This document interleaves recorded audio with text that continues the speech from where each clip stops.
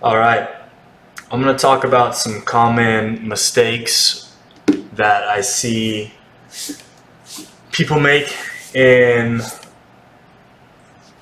general, but mostly in the freight market. Will kind of be specific to the freight market and a customer sales rep.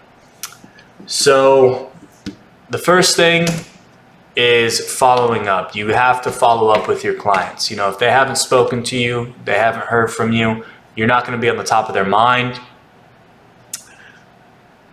So if you're not on top of their mind, they're not thinking about you, nothing's going to happen.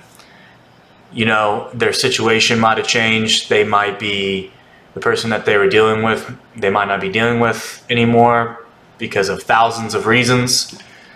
So if you're following up with them every day, you need to be aggressively following up.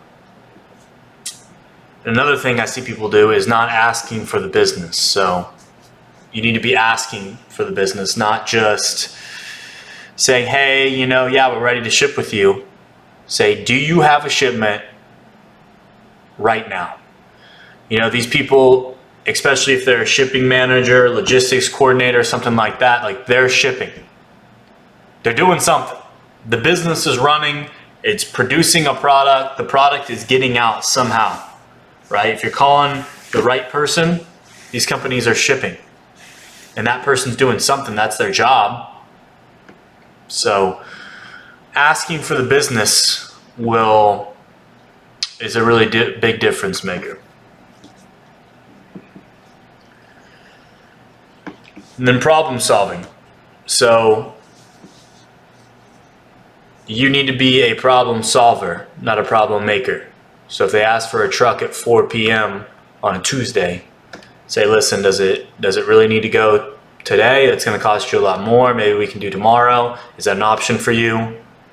Maybe they say, yeah, we can make that work for that much of a price difference. Maybe we can make that work. So there are options. You need to work through it. And becoming an expert at what you do. So studying up, taking that extra time to figure out what you're doing. If you're an expert at baseball, soccer, say you grew up playing baseball and you know everything there is about baseball, you watch it every day, you got a favorite team. If someone says something to you about baseball, about a player, about the game last night, about their take on a player, you're going to fire back with a lot of knowledge, a lot of confidence. You're going to argue with them. You're going to die on the cross for what you believe, right? So it's the same with freight. If you know what you're doing, you're studied up, and you're good at your job, then you're just automatically going to become more confident on the phone. So taking that time to learn what you're doing, be an expert, be a professional at what you're doing, and actually have knowledge, it's going to make a big difference. And it's just going to automatically flow out in your success. You'll see a big difference between when you don't know anything and when you do know anything.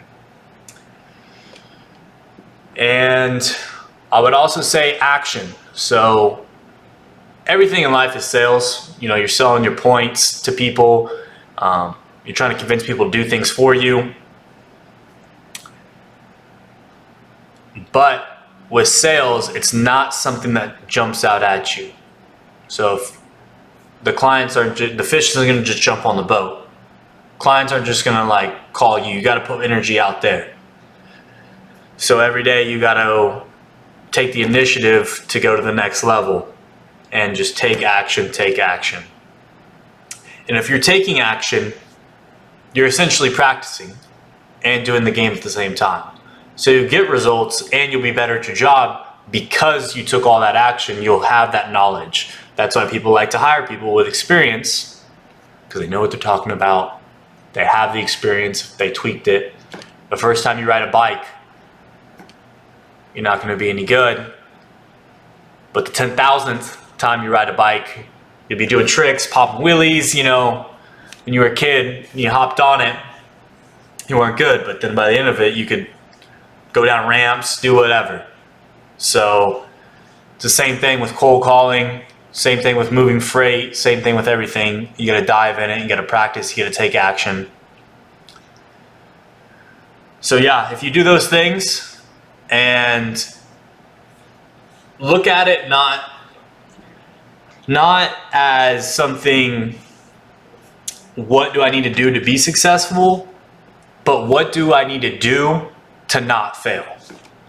So not, yeah, if I make 50 calls a day, then I'll probably succeed. You can look at it as, you know, if I make 100 calls a day and I bust my ass and work 10 hours, there's no way I'm not gonna get a client.